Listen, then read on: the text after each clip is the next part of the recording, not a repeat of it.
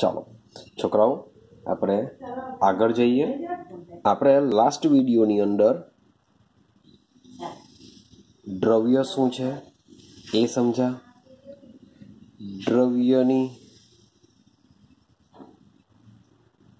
અવસ્થાઓ વિશે શીખ્યા તથા દ્રવ્યના આપણે પ્રકાર પાડ્યા હતા। મિશ્રણ, સાદા પદાર્થો એના ઉપવિભાગ પાડેલા હતા। હવે આપણે અગાડી સમજવાની વાત કરીએ। સૌથી પહેલા આપણે દ્રવ્યની વ્યાખ્યા સમજીએ, પાછા યાદ કરીએ કે જે વસ્તુ અથવા પદાર્થ જગ્યા રોકે છે, જેને દર છે, તેને આપણે શું કહેશું? દ્રવ્ય કહેશું। ક્લિયર? તો દ્રવ્યના પ્રકાર તો આપણે પાડ્યા, પણ આ જે દ્રવ્ય છે એ દ્રવ્ય સમજીએ હવે કેવા ગુણધર્મો ધરાવે છે એને સમજવાનો પ્રયત્ન કરીએ કે જે દ્રવ્ય છે, દ્રવ્ય કયા પ્રકારના ગુણધર્મ ધરાવે છે અને આ ગુણધર્મનું માપન કેવી રીતના કરાશે એને આપણે હવે સમજીએ। ક્લિયર છે? ચાલો તો સમજો। કોઈ પણ પદાર્થ લઈ લો, આપણે લખીએ છીએ આપણે દરેક પદાર્થ। તો કોઈ પણ પદાર્થ શું કરશે? કોઈ પણ પદાર્થ વિશિષ્ટ ગુણધર્મ ધરાવતા હોય છે।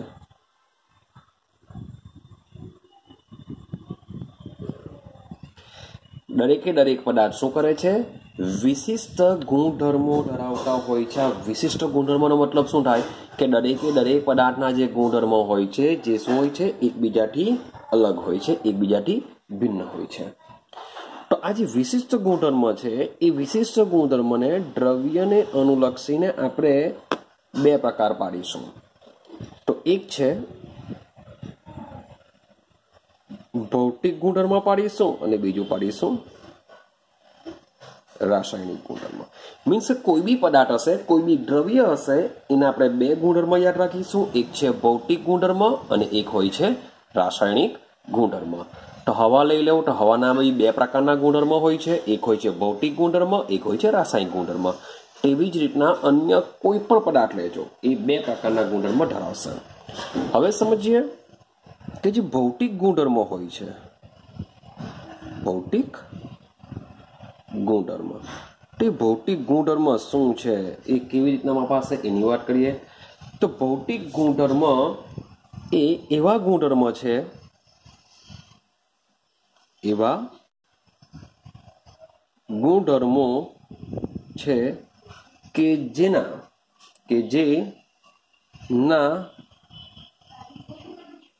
માપન કે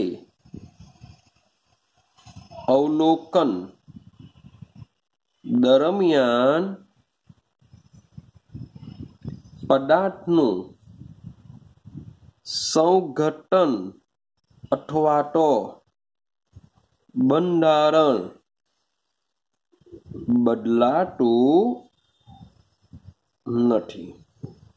સમજો તો દ્રવ્યના એવા ગુણધર્મો કે જેના માપન કે અવલોકન દરમિયાન પદાર્થનું સંઘટન અથવા તો બંધારણ બદલાતું ન હોય તેને આપણે શું કહેશું? તેના ભૌતિક ગુણધર્મ કહેશું। જેમ કે એક્ઝામ્પલ તરીકે લઈએ, આઈડિયા આવશે તમને। માની લો કે હું વાત કરું છું રંગ। હવે રંગ માની લો કે કોઈનો લાલ હોય તો આપણે એને જોશું તો એ લાલ રંગ આપણે આઈડિયા આવી જશે કે ભાઈ એનો રંગ લાલ છે। તો એના માટે એનું કંઈ બંધારણ કે એનું સંઘટન બદલાવાનું નથી। બીજું લઈ લો વાંસ, તો ભાઈ એની સ્મેલ લઈ લો। માની લો કે કોઈ કેમિકલ હોય તો એ કેમિકલ ભાઈ ચોક્કસ વાંસ ધરાવતું હોય તો એ એની વાંસ છે, એની વાંસ દ્વારા એનું કંઈ સંઘટન કે બંધારણ બદલાતું નથી। એ જ પ્રમાણે લઈ લેવ ગલનબિંદુ લઈ લેવ, ઉત્કલન બિંદુ લઈ લેવું, ઘનતા લઈ લેવું વગેરે જેવા જે પદાર્થના ગુણધર્મ છે એને આપણે શું કહેશું? એના ભૌતિક ગુણધર્મ કહેશું। તો આ ગુણધર્મના માપન દરમિયાન મીન્સ કે રંગ આપણે માપીએ, વાંસ માપીએ, ગલનબિંદુ માપીએ કે અવલોકન કરીએ, તે દરમિયાન જે પદાર્થ છે એ પદાર્થ જેવો છે તેવો રહેશે, એનું સંઘટન અથવા તો એનું જે બંધારણ છે બંધારણ બદલાતું નથી। ક્લિયર થાય છે? સમજો, માની લો કે મારી પાસે CCl4 છે। CCl4 નો માની લો કે એક લાક્ષણિક વાંસ ધરાવતી જેની વાંસ આવે છે, લાક્ષણિક વાંસ છે, તો CCl4 ની તમે વાંસ લેશો તો એ વાંસ દરમિયાન CCl4 જેવો છે તેવો જ રહેશે, એના બંધારણમાં કોઈ પણ પ્રકારનો ફેરફાર થશે નહીં. ક્લિયર છે? આને આપણે શું કહેશું? પદાર્થના ભૌતિક ગુણધર્મો. હવે રાસાયણિક ગુણધર્મોમાં શું થશે તો સમજો. વાત કરીએ છીએ આપણે રાસાયણિક ગુણધર્મ. તો વાત કરીએ હવે રાસાયણિક ગુણધર્મ, સમજવાનો પ્રયત્ન કરજો. રાસાયણિક ગુણધર્મ તો આના કરતા ઉલટું આમાં થશે. તો રાસાયણિક ગુણધર્મમાં શું થઈ શકે? તો એવા ગુણધર્મો છે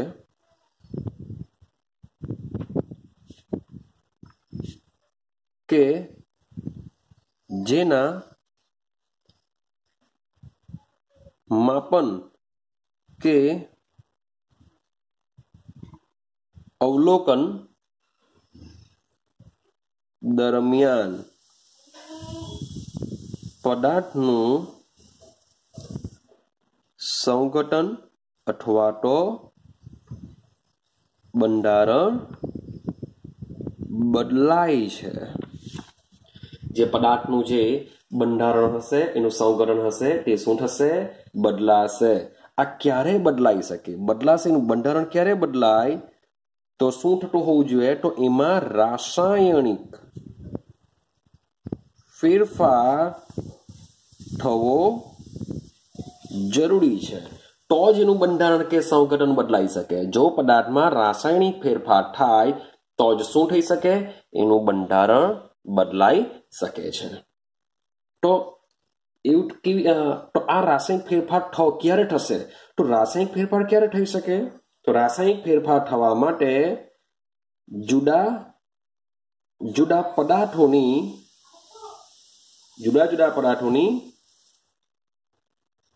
લાક્ષણિક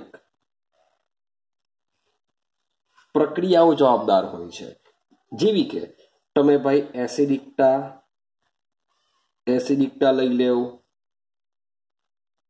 બેઝિકતા લઈ લેવ, વિસ્થાપન પ્રક્રિયા લઈ લેવ, ભાઈ નવમાં ભણીને આવેલા છે ઓક્સિડેશન લઈ લેવ, રિડક્શન લઈ લેવ, દહનશીલતા લઈ લેવ. તો આ જે બધી પ્રક્રિયાઓ છે એ પ્રક્રિયાઓ શું કરી શકે છે? પદાર્થનું બંધારણ બદલી શકે છે. જેમ કે માની લો કે મારી પાસે કેલ્શિયમ છે, એને હું O2 સાથે રિએક્શન કરાવું તો શું બની જશે? CaO બની જશે, કેલ્શિયમ ઓક્સાઇડ. તો આ પ્રોસેસને દહન પ્રક્રિયા કહેવાના. તો તમે જોશો કેલ્શિયમ પેલા એકલો જ હતો, પણ હવે એના બંધારણમાં ઓક્સિજન પણ આવી ગયો છે. પેલા કેલ્શિયમ એકલો જ હતો, હવે એના બંધારણમાં ઓક્સિજન પણ આવી ગયો છે. માટે એવું કહી શકાય કે કેલ્શિયમનું બંધારણ બદલાઈ ગયું છે કેલ્શિયમ ઓક્સાઇડ દ્વારા. આઈડિયા આવે છે? તો આવા ગુણધર્મને શું કહેશું આપણે?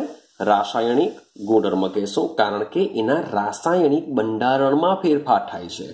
જ્યારે ભૌતિક ગુણધર્મ એટલે કે એવા ગુણધર્મ કે જેના દ્વારા પદાર્થનું સંઘટન બદલાતું ન હોય, તો એને આપણે ભૌતિક ગુણધર્મ કહેશું.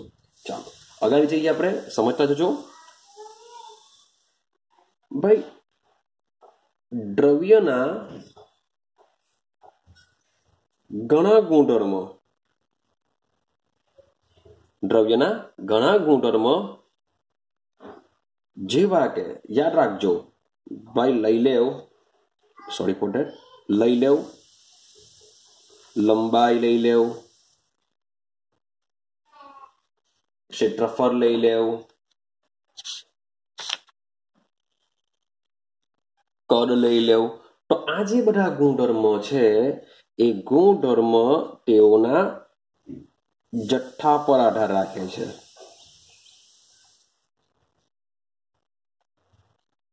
લંબાઈ છે તો ભાઈ લંબાઈ છે તો મીન્સ કેટલું લાંબુ હશે, તો એના જથ્થા પર આધાર રાખશે. ક્ષેત્રફળ તે બી જથ્થા પર આધાર રાખે, કદ તે બી જથ્થા પર આધાર રાખે. માટે આ જે ગુણધર્મ છે એ ગુણધર્મને કહેવામાં આવે છે જથ્થાત્મક ગુણધર્મો. શું કહેવામાં આવે છે ને? જથ્થાત્મક ગુણધર્મો કહેવામાં આવે છે. તો આ જથ્થાત્મક ગુણધર્મનું મારે જો માપન કરવું હોય, અથવા તો શું કરીએ? અવલોકન.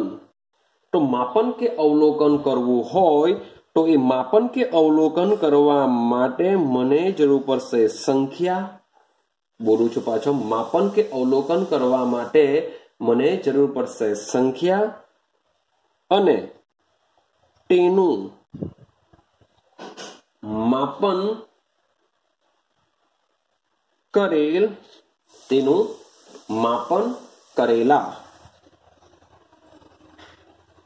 एकम साथे दर्शाववामां आवे। केवी रीते समझो, मानी लो के मारू वजन RS નું વજન 61 કિલોગ્રામ છે। મીન્સ કે મારું જે વજન છે એ મારું વજન 61 કિલોગ્રામ છે। મેં આવું લખેલું છે। માની લો કે હું દ્રવ્ય છું અને મારું જે વજન છે મેં 61 કિલોગ્રામ લખ્યું। તો આ જે 61 છે એ 61 શું છે? દર માપવા માટેની એની સંખ્યા લઈ લઈએ। આ શું દર્શાવે છે? સંખ્યા। અને આ જે કિલોગ્રામ છે એ દરનો શું છે? એકમ છે। દરનો શું છે? એકમ છે। ક્લિયર થાય છે? ચાલો બીજી એક એક્ઝામ્પલ લઈએ। માની લઉં કે કોઈ મારી પાસે કોઈક લાંબો એક સાપ મળ્યો છે। હવે એ સાપની મારે લંબાઈ જાણવી છે। માની લો કે મારી પાસે એક સ્નેક મીન્સ કે સાપ છે, એ સાપની લંબાઈ 9 મીટર છે। હું આવું લખું છું।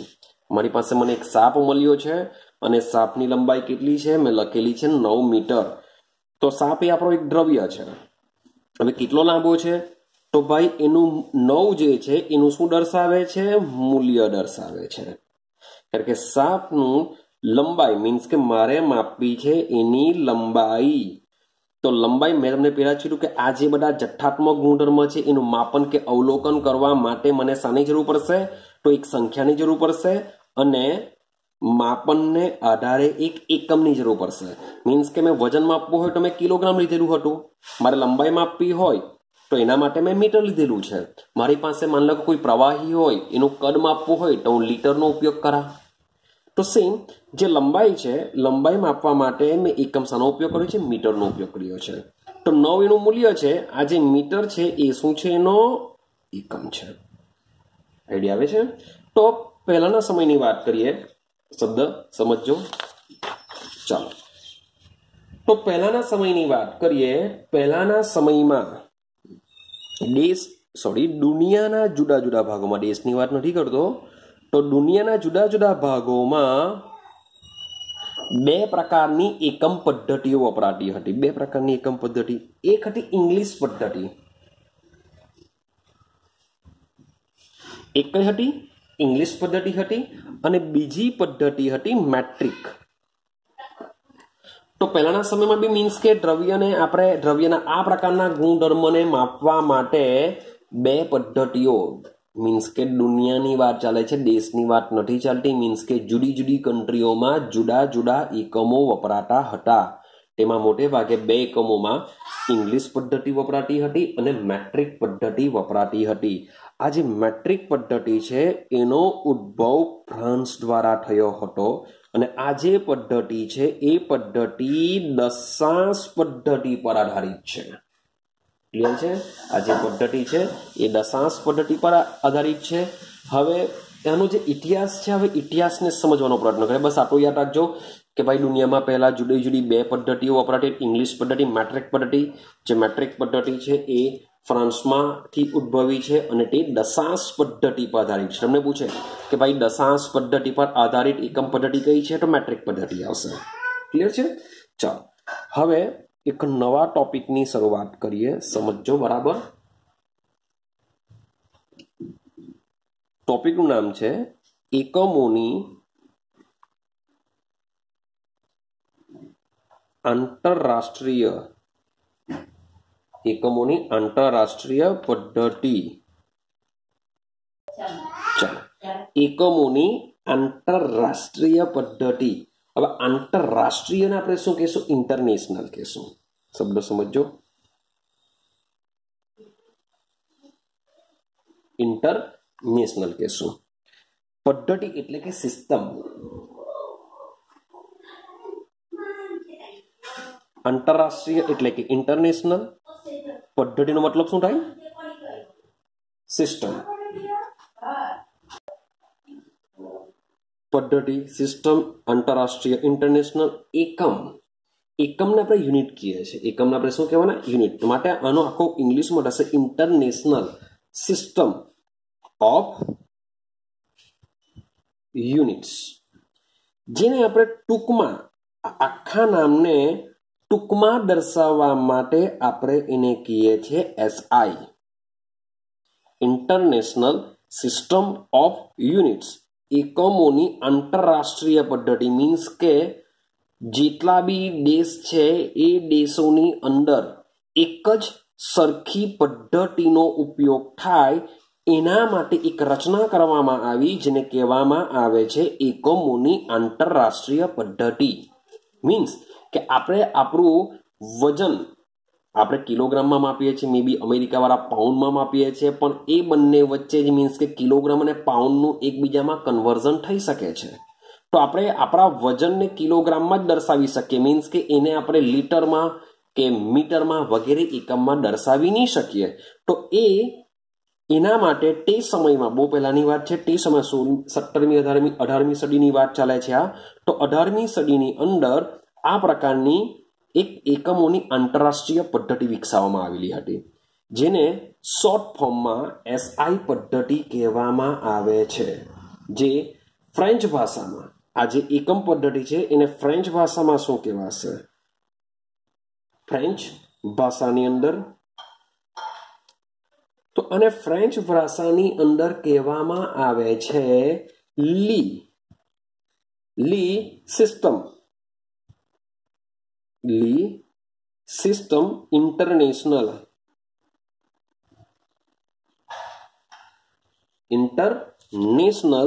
D units.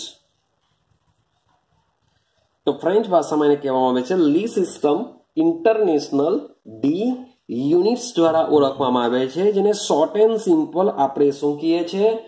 SI પદ્ધતિ કહીએ છીએ. આઈડિયા આવે છે? પણ આપણે આ જે સિસ્ટમ છે એ સિસ્ટમથી પહેલાની વાત કરીએ તો દુનિયામાં શું થતું હતું? તો દુનિયામાં જુદી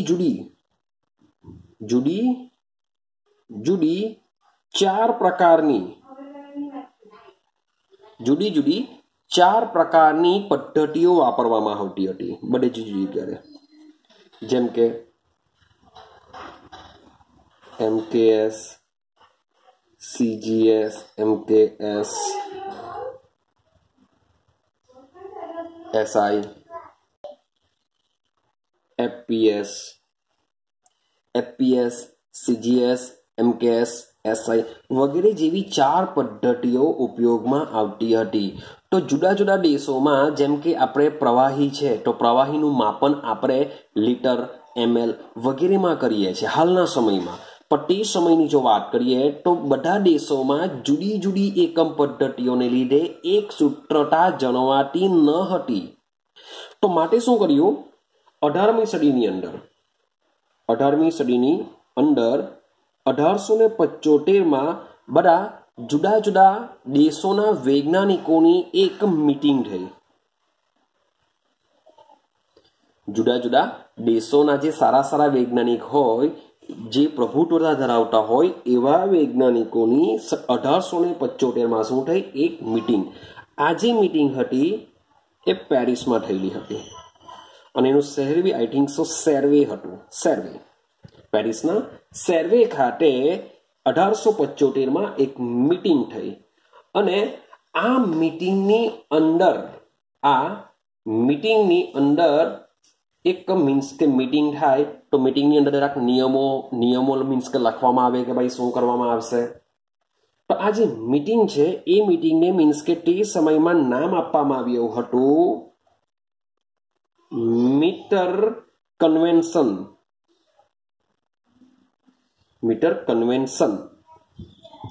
તો તે સમયમાં જે મીટિંગ હતી એ મીટિંગ જે પેરિસમાં હતી તેના માટે નામ સોંપવામાં આવ્યું હતું મીટર કન્વેન્શન તરીકે નામ આપવામાં આવ્યું હતું. ને આ જે મીટિંગ છે આ મીટિંગની અંદર કેટલાક નિયમો બંધાયા કે जुदा जुदा देशोनी अंदर जे जुदी जुदी पद्धतिओ चाले छे एनाथी घणी बधी समस्याओ उद्भवी शके छे। मीन्स के लंबाई ने आपणे मीटर में मापीए तो बीजी कंट्री में लंबाई ने बीजा एकमों मापवामां लीटर में मापवामां आवे तो केवुं थाय? मीन्स के एक सूत्रता जणवाती नथी, माटे बधी एक संधि थई गई, एने आपणे कहीशुं डिप्लोमेटिक संधि। तो ते मीटिंग में एक संधि थई, जे संधि ने आपणे डिप्लोमेटिक संधि कहेशुं।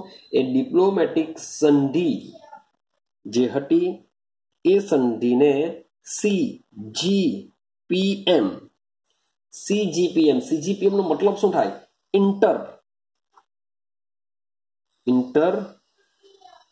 गवर्नमेंटल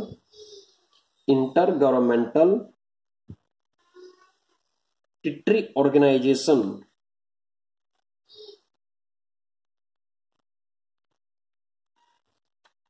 तो एना तरीके एक डिप्लोमेटिक संधि थई अने आ डिप्लोमेटिक संधिनी अंदर एवुं डिसाइड थयुं के आपणे बधाए ज एसआई पद्धतिने मान्य राखवी के जे सीजीएस हतुं, एमकेएस हतुं, एफपीएस, आ जे बधी जुदी जुदी पद्धतिओ छे एने ए लोकोए नेग्लिजिबल करी अने आखा दुनियामां एक ज सरखी पद्धतिनो उपयोग थाय माटे एक संधि थयेली हती ने ए संधिनी अंदर एसआई पद्धतिने मान्यता आपी हती। हवे जे एसआई पद्धति छे ए एसआई पद्धतिनी अंदर मुख्य 60 एकमो आवेला छे। जे एसआई पद्धति छे ए एसआई पद्धति अंदर शुं छे? मुख्य 60 एकमो आव्या छे। आ जे 60 एकमो जे छे ए 60 एकमोने कहेवामां आवे छे मूलभूत एकमो। आ 60 एकमोने शुं कहेवामां आवे छे? मूलभूत एकमो कहेवामां आवे छे। आ मूलभूत एकमोनी अंदर झड़प छे, कद छे, घनता छे, आ जे राशिओ छे एना एकमो आवता नथी। याद राखजो के जे मूलभूत 60 एकमो छे आ 60 एकमोमां आवी बधी राशिओना एकमो आवता नथी। तो आ लोकोनुं शुं करीशुं? तो याद राखजो, तो मूलभूत एकमो मांथी उपजावेला बीजा एकमोने साधित एकमो कहे छे। मीन्स के आना जे एकमो छे ए एकमो आपणे उपजावीशुं, मीन्स के बनावीशुं मूलभूत एकमनो उपयोग करीने। क्लियर छे? तो एने शुं कहीशुं? साधित एकमो अथवा तो उपजावेला एकमो पण कही शकाय छे। उपजावेला एकमो अथवा तो साधित एकमो। तो सौथी पहेला आपणे शुं करीए? 60 एकमो विषे जाणीए, एने समजवानी वात करजो। चलो पहेला लखीए छे भौतिक राशि। भौतिक राशिनो मतलब शुं थाय? आ जे दर छे, कद छे, घनता छे, बधी भौतिक राशि कहेवाशे। राशिनी संज्ञा बाजुमां शुं करीए? एनी संज्ञा आपणे शानाथी दर्शावीशुं एनी वात करीए। चलो एनी वात करीए। एसआई एकमनी वात करीशुं अने बाजुमां आपणे लखीशुं एनी संज्ञा। तो एकमनी शुं संज्ञा आवशे? तो जो 60 एकमो कया छे? तो पहेला पहेली वात करीशुं लंबाई। आ आवडवुं જોઈએ બધાને। लंबाई तो लंबाई ने इंग्लिश में लेंथ कहेशुं। एना परथी स्मॉल एल आवे छे। स्मॉल एल, कैपिटल एल नहीं पण स्मॉल एल। तो लंबाई नो एसआई एकम शुं? लंबाई आपणे शामां मापीए छे? मीटर। नानी पानो सेंटीमीटर बी आवे पण एनो एसआई एकम नथी, मीटर एनो एसआई एकम छे। तो मीटर ने मीटरनी संज्ञा छे स्मॉल एल। रेडी? ता छे पहेली वात करीए। बीजा नंबर पर आवशे दर। तो दर मीन्स के मास परथी शुं लेवानुं छे? आपणे एम लेशुं। हवे दरने मापवा माटेनो एकम छे किलोग्राम ने किलोग्राम ने दर्शाववा माटे आपणे उपयोग करीए छे आ रीतना केजी नो। क्लियर थाय छे? चलो त्रीजी वात करीए। लंबाई, दर, पछी आवशे समय। समयनी वात करीए। समय मीन्स के टाइम परथी आवशे टी। समयने आपणे मापीशुं सेकंड।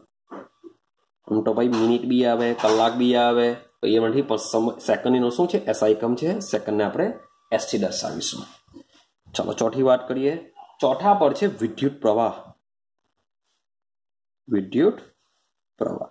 તો વિદ્યુત પ્રવાહને દર્શાવીશું I વડે. વિદ્યુત પ્રવાહ મીન્સ કે I. વિદ્યુત પ્રવાહને માપવા માટેનો એકમ છે એમ્પિયર. આપણે એમ્પિયરમાં માપીએ છીએ. એમ્પિયર તેના માટે આવશે E. ક્લિયર થાય છે? વિદ્યુત પ્રવાહને આપણે શાના દ્વારા માપીશું? એમ્પિયર દ્વારા. પાંચમી રાશિની વાત કરીએ. પાંચમી રાશિ પર આવશે ઉષ્માગતિકીય તાપમાન. ખાલી ઉષ્માગતિકીય ની યાદ રાખીને છેલ્લે તમે તાપમાન બી યાદ રાખશો તો બી ચાલશે. ઉષ્માગતિકીય તાપમાન. તાપમાનને આપણે દર્શાવીશું કેપિટલ T. જો આ યાદ રાખજો, સમય માટે સ્મોલ t છે, તાપમાન માટે કેપિટલ T છે ને એનો એકમ છે કેલ્વિન. અને એકમ કયો છે? કેલ્વિન, જેને આપણે K વડે દર્શાવીશું. ક્લિયર છે? ચાલો છઠ્ઠી રાશિની વાત કરીએ. છઠ્ઠી રાશિમાં આવશે પદાર્થનો જથ્થો. પદાર્થનો જથ્થો. પદાર્થના જથ્થાને દર્શાવીશું આપણે N દ્વારા. પદાર્થનો જથ્થો મીન્સ કે N. અને એનો એકમ છે મોલ. MOL, mall. તો પદાર્થનો જથ્થાને આપણે N દ્વારા દર્શાવીશું. એનો એકમ હશે મોલ અને આપણે MOL લખી દઈશું. સાતમી વાત કરીએ. પ્રદીપ્ત તીવ્રતા. તો પ્રદીપ્ત તીવ્રતા મીન્સ કે IV.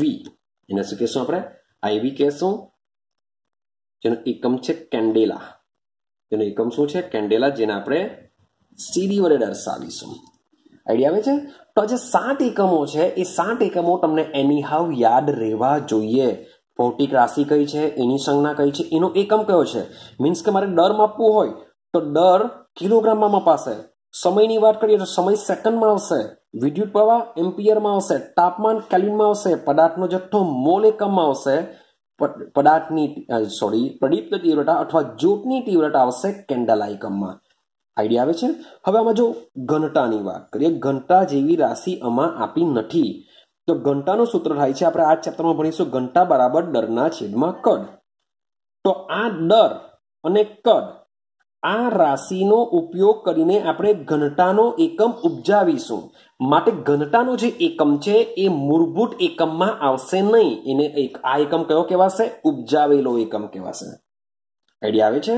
તો મૂળભૂત એકમો જે 7 છે એ 7 સિવાયની જે ભૌતિક રાશિઓ છે એના એકમોને આપણે શું કહેશું? ઉપજાવેલા એકમો કહેશું. તમે ચેક કરો, જો લીટર બી નથી આવતું, જે પ્રવાહીનું કદ માપવા માટે આપણે જે લીટરનો ઉપયોગ કરીએ છીએ, લીટર બી શું છે? ઉપજાવેલો અથવા સાધિત એકમ છે. મૂળભૂત એકમમાં એનો સમાવેશ થતો નથી. ક્લિયર છે? તો બુકમાં તમે જોશો તો આ 7 એકમ માટે કોષ્ટક આપેલું છે. કોઈ બી હિસાબે તમારે યાદ રાખવાનું છે. ત્યાર પછી એક બીજું એક કોષ્ટક આપેલું છે, જે તમે નહીં યાદ રાખશો તો બી ચાલશે, એને લખવાની જરૂર નથી. પણ ત્યાર પછી એક બીજી વસ્તુ છે કે આ જે SI એકમો છે એ SI એકમોની સાથે અન્ય પૂર્વગો પણ વપરાય છે. ક્લિયર છે? એ જે પૂર્વગો આપેલા છે તમને જુદા જુદા નામ આપેલા, ડેસી, સેન્ટી, મિલી, માઇક્રો, નેનો, ઝેટા, પેટા, વોટ એવર કંઈ બી આપેલા છે, એને પણ તમારે યાદ રાખવાનું છે. કારણ કે એના પરથી કેવી રીતના ક્વેશ્ચન પૂછાશે એ બી હું તમને કહેવા. તો એને તમારે શું કરવાનું છે? કોઈ પણ હિસાબે મેમરાઇઝ, મીન્સ કે ગોખવું જ પડશે ને. તો એને કોઈ બી હિસાબે તમારે શું કરવું પડશે? ગોખવું પડશે. તો આજના માટે હું માત્ર અડધો કલાકનો વિડીયો બનાવું છું, જેને મીન્સ કે આ તમારું બહુ ઇમ્પોર્ટન્ટ છે. એને કોઈ બી હિસાબે ક્લિયર કરો. તો નેક્સ્ટ વિડીયોની અંદર મીન્સ કે આના રિલેટેડ આપણે ચાલુ કરીશું. મીન્સ કે આ આવડતું હશે તો તમે નેક્સ્ટ વિડીયોની અંદર તમે ઇઝીલી એને સમજી શકશો. તો પહેલા આટલું જે ચાલેલું છે એને કોઈ પણ હિસાબે પ્રિપેરેશન કરી દેજો. તો હવે આપણે નેક્સ્ટ વિડીયોમાં મળીશું.